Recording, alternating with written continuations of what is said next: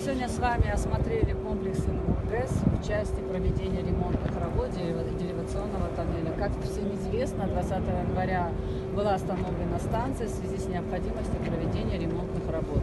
Объем ремонтных работ оценивается в объеме более 40 миллионов евро. Конкретно ремонт тоннеля обходится более 8 миллионов евро. На объекте задействовано порядка 600 человек, из них почти 70% местные жители. А работы ведутся очень интенсивно, в 3 смены. Перерыв фактически составляет по общему времени порядка 2 часов.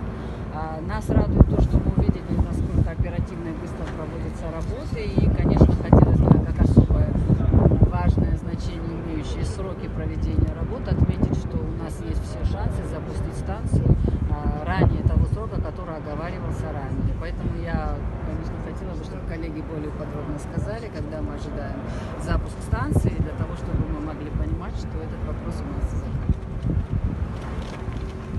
Да, у нас по графику нет оснований наоборот опережения.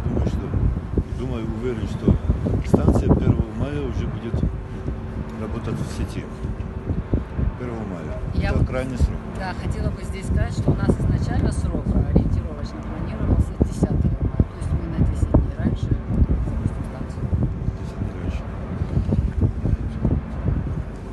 Где мы с вами были? Что был за туннель? Расскажите, пожалуйста, какой был сложный участок? Сколько там было вот утечек? Мы осмотрели конечный участок 13 километров, 14-15. Это участок самого высокого давления, самый проблематичный. Примерно на этом участке теряли около 40-45% всех протечек по всей длине туннеля. У нас есть надежда, что мы это минимум сократим на 40% минимум.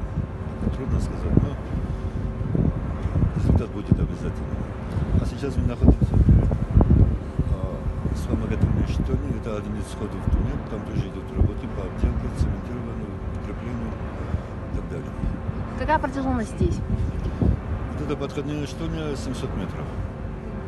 Она не была обделана в свое время при завершении строительства. И со временем в действии мороза, ветра, лагерь начала рушиться. Сейчас мы полностью покрываем бетоном, цементируем, и следующие 50 лет вообще можно забить про него. А протяженность участка, где мы были ранее, где ремонтируется вот? Вот это где-то 1,5 километра. А наиболее опасный участок это вот 1,5 километра, да? Нет, мы определили самые потенциально опасные участки, это примерно 3 километра. Мы делаем ремонт около 3 километра. На сегодняшний день сколько уже вы отремонтировали из этих 3? Выполнено около 65. На некоторых участках даже вообще закончили начальный участок. Первый завод, так называется, первый туннель, она вообще закончена, оттуда выведена бригада. В общем, смотрю, это 70%, 65-70%. Мы начинаем демобилизацию 23 апреля. Убираем все оборудование, освещение. Начинаем с закрытия дверей, заполнение туннеля и 30-го ночью уже и 1 мая уже будем в сети. Полной мощности. С какими сложностями сталкивается вот рабочая группа? Основные, может быть. Это надо в рабочий способ. Ну, тем не менее, вы знаете. Трудности есть, как при обычной стройке, конечно. Ну, надо отметить, что скорость проведения работы, это действительно у нас есть здесь высокая. компания проектная немецкая, турецкая, Бамавия, и все вопросы возникшие на предвидение очень оперативно решаются, принимаются решения, и на второй-третий день уже приступаем.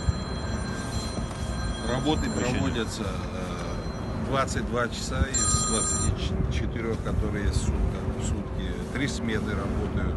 Как вам известно, работы начались 20 января, планировались до 15, да, 10 мая текущего года. Есть все основания полагать, что мы будем работать от Ингургэса, получать энергию от Ингургэса раньше, а в условиях того, что мы получаем переток из Российской Федерации, в условиях того, какие трудности мы испытывали этой зимой, нам каждый день дорог.